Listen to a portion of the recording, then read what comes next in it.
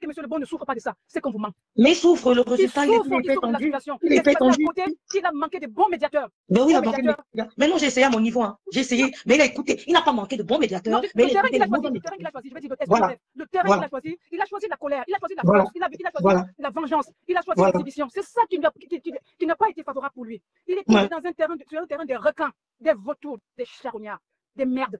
Mon Dieu, comment des gens qui peuvent avoir des enfants peuvent encourager qu'on fasse souffrir des enfants? Au prix de quoi? De la rancune? De la Je vous prends à jalousie? témoin. Quand je vais afficher la photo du beau-fils de Babalé, ne dites pas que rêve. Je vous prends à témoin. Je vous prends à témoin. Hein. Vas-y, Mélissa, continue. Il y a beaucoup à dire. Ce monsieur est en souffrance. Mais parce que normalement, il est en souffrance. Mais il faudrait déjà qu'il guérisse de ça, qu'il arrive à Ben oui. sortir de cette colère. C'est l'expression Voilà, d'une certaine colère. voilà. Mais parce qu'il a été dépassé par les événements. Monsieur, Exactement. sachez que dans la Exactement. vie, il n'y a pas que la carrière. Il n'y a pas que l'argent. Il n'y a pas que L'amour est l'argent. au-dessus de tout. Merci. Merci. J'ai des situations avec des multimilliardaires qui ont Comme tout ça. réussi dans la vie. Mais quand il n'y a pas ce socle familial, parce que quand il n'y a pas cet amour familial, j'ai tellement vécu des choses où des gens attendent de leurs enfants, ils sont en phase terminale d'un cancer. Excuse-moi, Mélissa, quand tu rencontres, Mélissa, Mélissa, excuse-moi de te couper, quand tu rencontres un intellectuel, peut-être un monsieur, et pour vous rencontrer ou discuter, la plupart te posent la question, qu'est-ce qui est plus important pour toi dans la vie? Ta situation familière ou ton socle familial?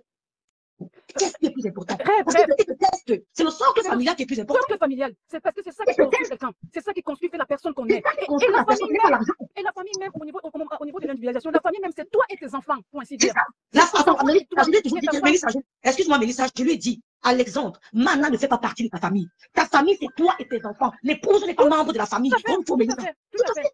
L'épouse n'est pas membre de la famille. Je ne suis pas membre de la famille de, je sais pas moi, de mon mari ou bien quoi que ce soit. Membre de la famille de l'homme, c'est lui et ses enfants et sa descendance. Moi, je ne suis pas membre de la famille de ton mari. Vas-y, ma soeur, j'ai fait la peine. Mais ma famille, je comprends l'aéroport. Attends, tu peux discuter sur s'il te plaît, je pense qu'il y a quelqu'un qui a besoin de quelque chose. Attends. Coucou, Rosanna, salut. Oui. Allô? Ça va, ma belle, écoute, je suis un coach impatient. Je te rappelle alors dès que j'ai fini un souci. Oui, ça, t'as aucun pansement à refaire là-bas. J'ai tout fait, j'ai refait tous les pansements hier. Bonjour, madame, il y a quelqu'un qui va intervenir. Bonjour. Oui, bonjour, Okay, Rêve. Bonjour, ma soeur, la parole. Hein, oui, j'appelle par rapport à terminer. Mais sauf qu'ils ont quelque chose qu'ils partagent ensemble. Il aurait dû faire la part des choses et protéger ses enfants, en fait. Et moi, je vous dis, ce monsieur, même quand vous voyez moi, souvent de temps en temps, quand je vois ses commentaires dans certaines pages, je vais sur ça. Rien qu'en lisant ses commentaires, ceux qui sont dans le domaine médical, ils décèlent une souffrance derrière ses commentaires. Ils s'expriment beaucoup en commentaire. On voit de la violence, de la colère. Il y a beaucoup de colère. Oui, même en écrivant comme ça, là, il n'a pas besoin de parler de vive voix comme nous parlons. Même en écrivant, on décèle beaucoup de souffrance dans ce qu'il déverse en commentaire. Et c'est normal, c'est en fonction des mauvais choix. Et quand vous voyez les activités qu'il fait dans sa vie, ce monsieur, il se défoule dans le sport. Moi, je le suis, il a le sport presque H24, je veux dire. Il est même devenu malade de sport. C'est une souffrance qu'il expulse dans ce sport. Et il croit qu'il se protège, mais non, il n'est pas protégé. Non. Autant il se détruit, autant il détruit ses enfants. Mais il n'a pas compris. Et il y a une seule personne, même son épouse. Ouais, Seigneur. Ouais, ça fait mal. Ça fait mal. Mais Seigneur Mélissa. Oui, Rêve. Ouais, Seigneur Ayomba, trouvez mon beau-frère, trouvez mon beau-frère. Bonjour Chantal, bonjour Jassa, trouvez mon beau-frère. Ces enfants aiment leur maman. Vous avez dit des choses qui étaient très très contradictoires hier. Si vous dites qu'en allant mettre Mana en prison, vos enfants seront contents. Non, monsieur le bon. Non, ils seront contents. Ils aiment leur maman. Les enfants aiment les deux parents. Ils aiment leur maman. Ils aiment leur maman. Et en plus, vous avez eu des garçons. Le modèle d'identification, n'oubliez jamais ça. Même des propos que vous tenez comme ça sur Internet. C'est pas méga que vos enfants écoutent ça. C'est pas bon pour eux. C'est pas bon pour eux. Au-delà même de pouvoir les mettre en colère, ça va les détruire dans leur propre estime. L'enfant se pose la question, qu'est-ce que j'ai mérité pour avoir, ou qu'est-ce que j'ai fait pour avoir un papa comme ça, ou qui se comporte comme ça, qui nous juge comme ça. Parfois, certains enfants arrivent à culpabiliser, ils pensent que c'est de leur faute. Et tout le long du cheminement de leur vie, parfois, ils sont phagocytés par ça, monsieur le bon. Internet ne va pas résoudre le problème. Il vous faut une psychothérapie profonde. Il vous faut une psychothérapie profonde et vraiment dans le secret professionnel. Vous n'avez pas besoin de vous exhiber comme ça sur la toile. La preuve en est que ça fait 15 ans que vous êtes là sur la toile. Les choses n'ont pas bougé d'un pouce. 2011. Les choses n'ont pas bougé d'un pouce. Et justement, dans ses propos, il a dit encore une chose que l'homme, la vie il a quelque chose comme l'homme change, est un être changeant. Et quand il a justifié pourquoi, il s'est rabattu de l'autre côté. C'est vrai, la Terre en elle-même est dynamique. On dit que c'est une révolution qui tourne sur elle-même pendant 24 heures et pendant 365 jours autour du soleil. C'est vrai, ça veut dire que rien n'est figé, tout est dynamique. Il n'y a rien de statique. Et justement, monsieur le bon, j'ai comme l'impression que depuis que cette session s'est passée, vous avez eu cette boire avec votre ex-femme, vous êtes resté figé. Vous êtes resté figé sur le jour, l'heure, le temps de l'action. Et finalement, si on prend vos propos, c'est en contradiction avec les propos que vous avez avancés. Et vous devez aller de l'avant, monsieur le bon. Vous devez aller de l'avant. Tout le monde dans la vie a des problèmes. Et pire que ça, quand on dit même, monsieur le bon, est-ce que vous savez qu'il y a des hommes qui prennent des jeunes filles? elles ont 14 ans, elles étaient brillantes à l'école. Ils vont les épouser, ils les mettent sous eux, elles bâtissent tout avec ce monsieur, des enfants et tout. Du jour au lendemain, il va chercher notre seconde épouse, il a fou à la porte. Est-ce que cette femme va détruire ses enfants parce qu'elle a eu un mari malveillant? C'est la question. Parce qu'ici, rêve, il n'est pas question de cracher sur sa souffrance. Ah non, pas du tout. Ah non, pas du tout. C'est ça qu'il faut. La résultante de cette souffrance, c'est l'hypertension. Et tout ce qui raconte les réseaux sociaux. Je sais qu'il souffre. Malheureusement, monsieur Lebon, vous êtes resté sous la souffrance, dans la souffrance des pertes que l'incident a générées. Et on dit dans toute chose qui nous arrive, qu'on le veuille ou pas, du simple fait qu'on existe quelque part, on peut être responsable de quelque chose. Du simple fait de notre existence, on peut être coupable de quelque chose. Donc si des événements se sont produits, chacun a sa petite part de responsabilité. Aujourd'hui, maintenant, on essaye maintenant de sauver les meubles et de prioriser la situation. Aujourd'hui, ce sont les enfants. Il est question de protéger vos enfants, les deux parents. Que ce soit la mère, que ce soit le père. On devrait protéger nos enfants. L'enfant, le jeune enfant violenté, le jeune enfant battu. La publicité des gens ici sur ma part, les gens qui m'insultent. Ouais, vas-y, Mélissa, s'il te plaît. Le jeune enfant battu, le jeune enfant négligé, le jeune enfant abandonné est le mauvais adulte de demain. Et monsieur Lebon encore dit une chose, qu'il a grandi dans les quartiers difficiles. Monsieur Lebon, au contraire, aujourd'hui, pourquoi dans les quartiers difficiles il y a du vice? C'est parce qu'il y a de la misère. Exactement. C'est parce qu'il y a de la misère qu'il y a du vice. Et tout de suite, vous pensez, comment vous voulez ériger le vice en norme? Vous pensez que ce qu'il y a de plus beau à tirer dans les quartiers difficiles, c'était que les bagarres, c'était que la guerre, c'était que, je sais pas, la destruction? Non. Dans ces quartiers aussi, on savait dire, il y a son frère qui est en souffrance. On savait prêter oreille à l'autre. On savait écouter, on savait conseiller aussi. Ne prenez pas que le mauvais des quartiers difficiles pour vous détruire, monsieur Lebon. Vous êtes un homme dans le fond, vous en souffrez. Vous êtes quelque part, c'est juste que vous êtes quelqu'un de colérique et de rancunier. C'est ça le problème. C'est la rancune et la colère qui sont des très très mauvais conseillers. C'est ça qui vous pourrit la vie. Et parfois, il y a pire que ça dans la vie. Vous n'avez pas été vous avez été fauché dans votre carrière. Ça vous fait mal. Ça vous fait mal. C'est un fait. On peut le comprendre. Et justement, si vous ne vous étiez pas enfermé dans cette souffrance, je pense que peut-être la situation, vous êtes si en colère parce que la situation dans laquelle vous vivez aujourd'hui ne vous convient pas par rapport aux projections que vous étiez faites. Mais ça n'a pas été au Canada pour dire que la faute n'est pas seulement aux autres. Parfois, la faute peut être aussi sur nous-mêmes. Il n'y a pas qu'au Canada, que vous aurez pu exceller dans votre carrière. Je prends un exemple. La Suisse, elle a deux pâtés de maison de la France. Le Liechtenstein, je veux dire, des pays où peut-être qu'il y a vraiment de la prospérité, là où quand on a franchement un grand talent ou bien des grandes compétences, on peut vraiment gagner sa vie à hauteur des milliers et des milliers de francs par jour. Si peut-être vous n'étiez pas enfermé dans ces colères, vous aurez peut-être vu d'autres alternatives. Vous aurez peut-être ouvert les yeux sur d'autres alternatives qui vous pendaient au bout du nez. Mais malheureusement, vous êtes resté dans cette colère. Monsieur Lebon, priez que Dieu vous apaise le cœur. Priez que Dieu vous défasse de cette colère parce qu'elle vous consume. Elle vous consume nuit et jour. Oh, sauvez mon beau-frère, pardon. N'écoutez pas les complaisants qui sont autour de vous. Ils sont là pour se sucrer, comme on dit en langage trivial. Ils sont que là pour se sucrer.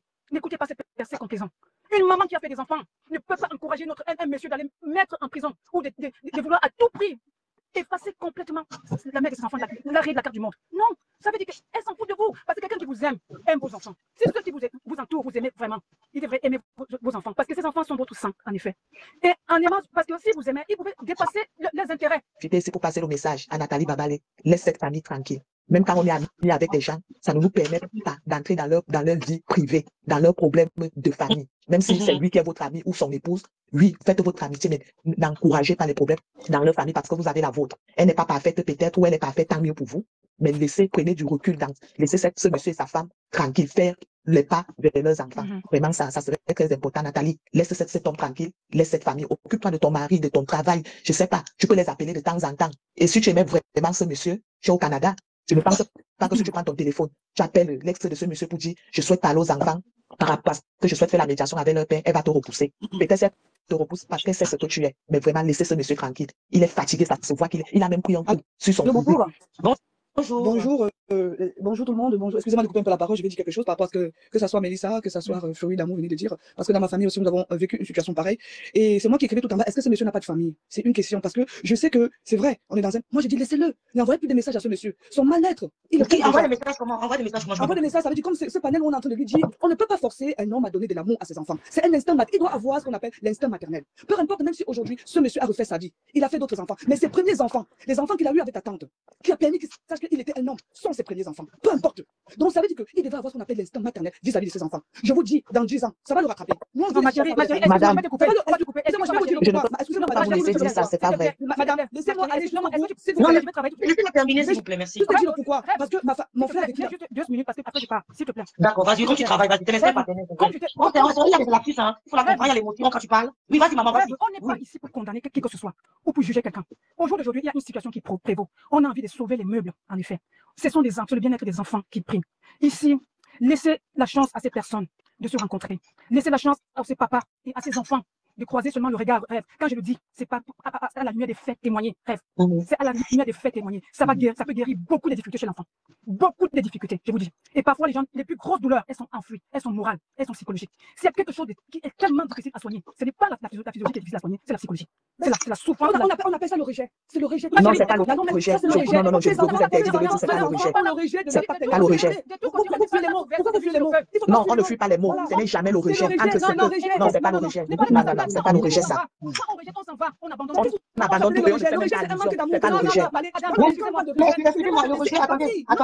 Le rejet, c'est le fait d'un manque d'amour. Un manque d'amour est un rejet. Le rejet ne veut pas dire ma chérie, ici on veut sauver les meubles. Non.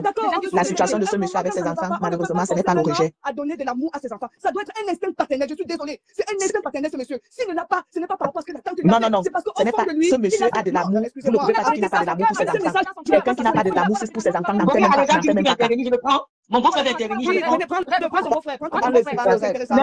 Il va attendre de parler d'abord. Non, Donne-moi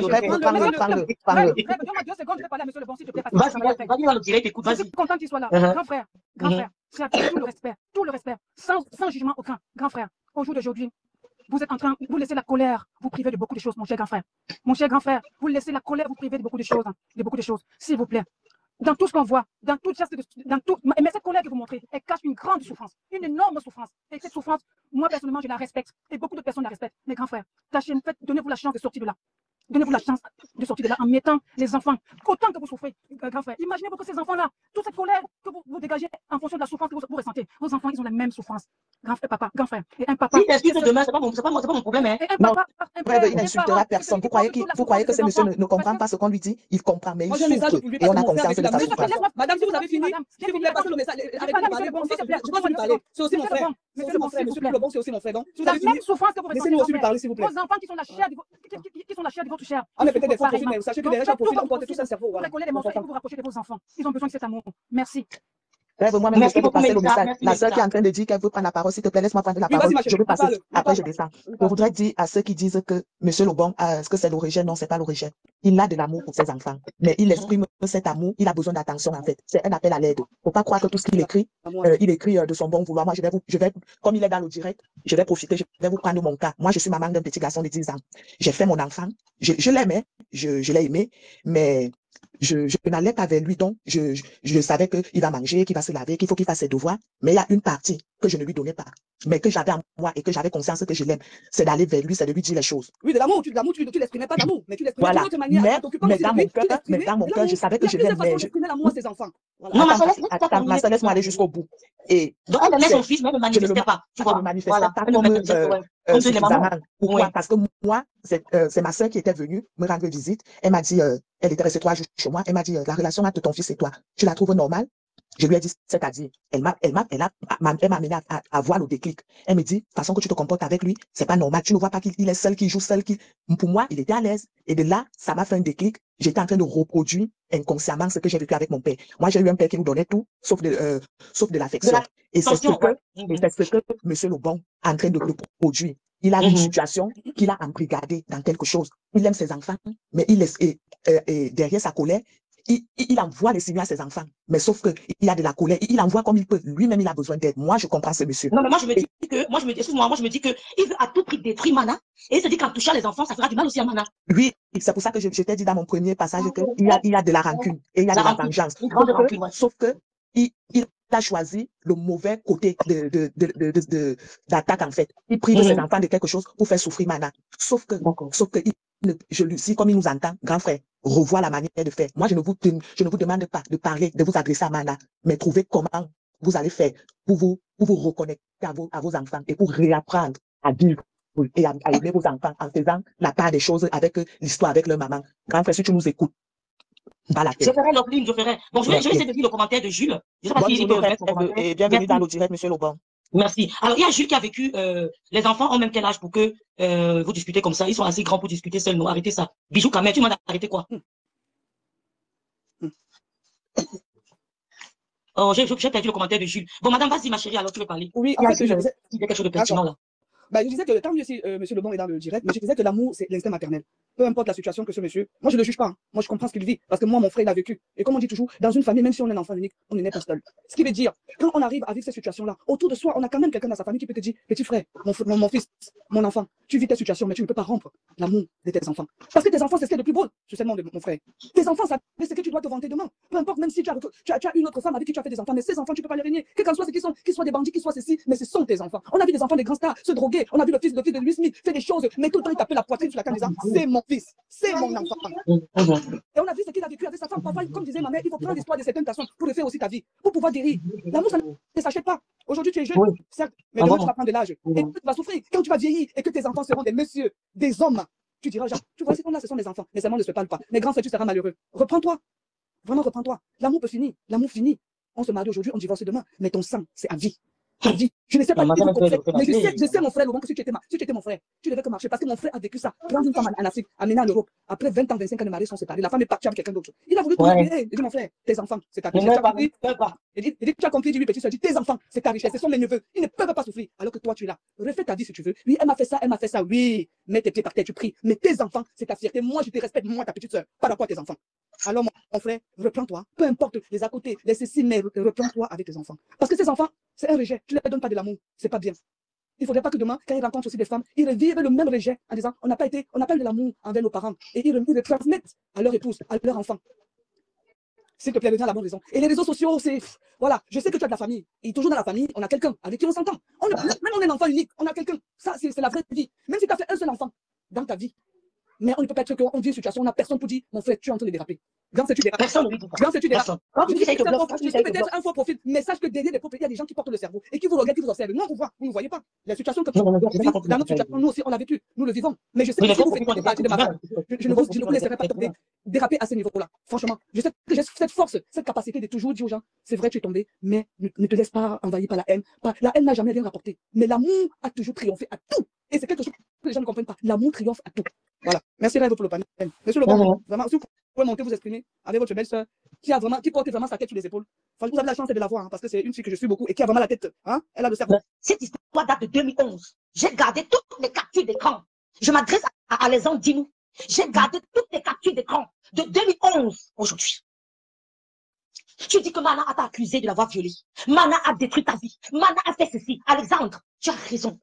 Oh, elle a vu les papiers. Alexandre, tu as raison. Oh, elle a changé de nom. Oh, elle a modifié son nom. Oh, son état civil est fait. Tu as raison. Qu'est-ce qu'il en est de tes enfants? C'est la question que je t'ai toujours posée. Tu veux à tout prix que je dise au monde entier que oui, Mana a menti sur toi. Je dis, elle a menti sur toi. Ça changera quoi? Elle reste la mère de tes 3 enfants. Je te dis que tu es mal entouré. Babalé, mère d'Alois, prépare le mariage de sa fille en juin. Pendant ce temps, tu es sur les réseaux sociaux en train de maudire tes enfants. Ton fils était à Monaco. Tu as mon numéro de téléphone. J'ai essayé de la médiation entre toi et Mana. J'ai essayé corps et âme. Tu es témoin. Je n'ai pas peur de ton clash. Viens avec tous ces gens-là. Tu ne peux pas. Tu sais que tout le monde a fait le clash. Quand les gens disent que nous sommes des écrivains, tu sais que j'ai écrit avec toi sur les réseaux sociaux. On a fait des posts kilométriques. Je ne fais plus ça. On s'est fait des posts kilométriques. Il n'y avait pas de vidéo, on écrivait seulement des posts. Tu lis le post, tu es fatigué. Quand les gens disent que les gens écrivent beaucoup, je n'écris plus. J'écrivais des posts kilométriques. Je bombarde. Je bombarde. Ce n'était pas des posts des illettrés. Ce n'était pas des posts des illettrés. On s'est testé. Alexandre dit, nous sommes testés sur les réseaux sociaux, pas par vidéo. C'était le narratif. D'accord.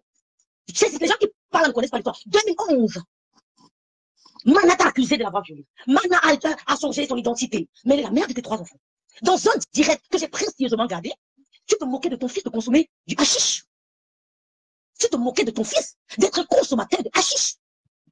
Tu m'as envoyé le mail de l'école. Parce que l'école se plaignait que ton fils, comment on dit ça, je sais pas, comment on dit ça en français? Comment on dit quand les enfants fuient les cours, manquent les cours, on appelle, sécher les cours.